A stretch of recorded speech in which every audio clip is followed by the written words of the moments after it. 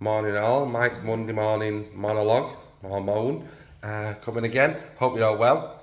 I just had a few thoughts on this weekend, and it was something a coach said that got me thinking on this, and it's something I've thought about in the past loads of times. And it's more as we get to the older age groups and players that are falling out of football, and what kids want to do at that age. And it just makes sense last week with the new FIFA game coming out.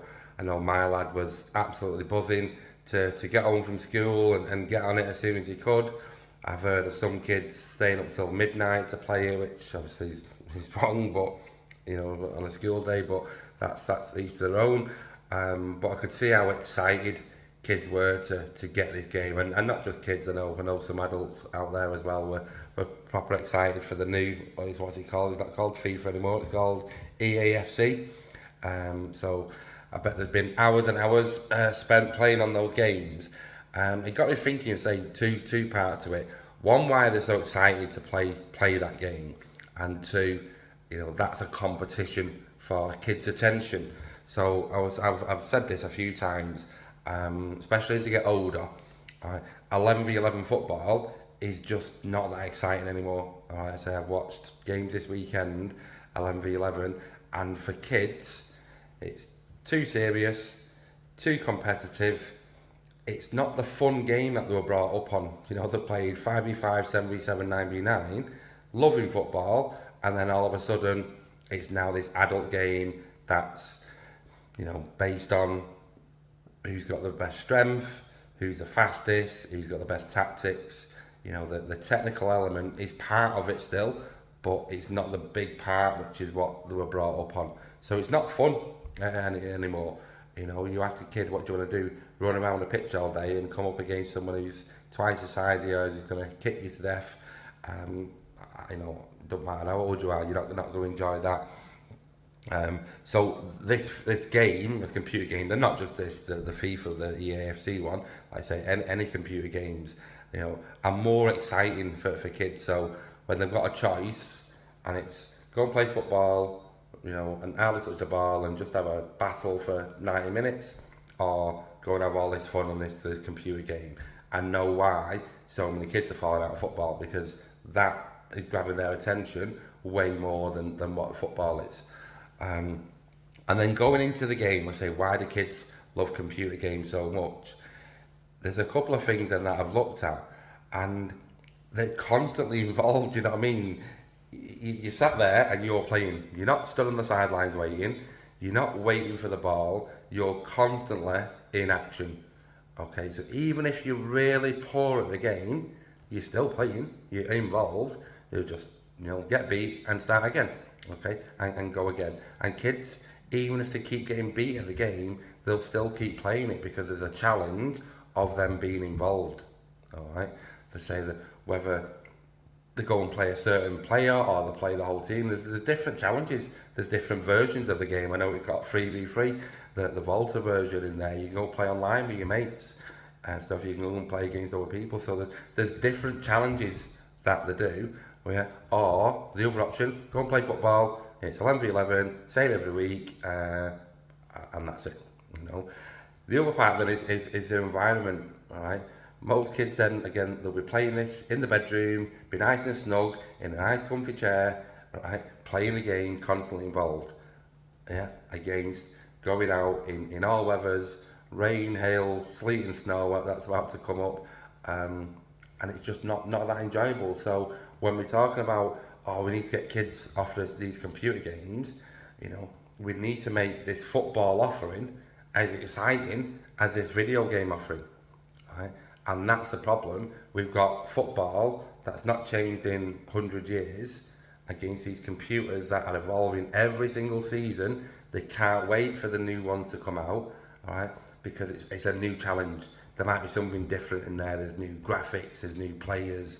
But now there's all the women, the players that are involved. So there's always something new and challenging for them, right? And that's how gaming companies, right, get their attention. So you go and buy it again, right? Whereas football, same thing year after year, right? And it doesn't matter if you could love something, but if you do something, over and over and over and over and over and over again, it just gets boring really in the end. So this attention that we need to get for players, is that's what we're competing against, is these video games, which I don't play them, right? But I've had the odd game with my son, but they're exciting. I'm rubbish when I play. He absolutely batters me, but I do enjoy playing it when I go and play with him, and he always takes a mick at me doing it. But it is fun. So when we talk about getting attention again, we've got to make our football, right, as fun and engaging as what these video games are. I'm saying we're just not at the moment with, let's say, playing the same thing all the time. And I'm not going to go bang on and it's always about 3v3. We've got our Air Pitch Academy starting, and the whole reason behind what we're doing with that is it's different games within the night. So you'll do 30 minutes on one, 30 minutes another, 30 minutes another. So there'll be different challenges that the players will get, and it'll start off with, like, it might be like 1v1s and some training with a coach, then it'll be 3v3s, and then it'll be 5v5. So the night will be varied, and hopefully it will get kids' attention, make them enjoy it, make them get better and want to come back and do it again. And that's what it's about. When you hear too many kids say they enjoy the training now more than they enjoy the matches, and is that because the matches are just, say, this super competitive, non-enjoyable event, right, compared to the training where they can not mess around as such, but they have, they do things that they want to do, and it's we're just forcing kids to play this game that they don't want to do. There was a video I watched the other day, and I forget the company. It's called Play Their Way. It's like this new, I don't think it's a coaching company, it's an organisation who were just trying to educate coaches and parents really on giving the kids like the choice on what to do, rather than us adults telling them what to do all the time.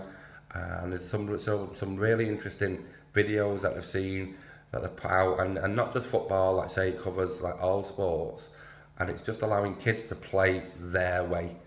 Right?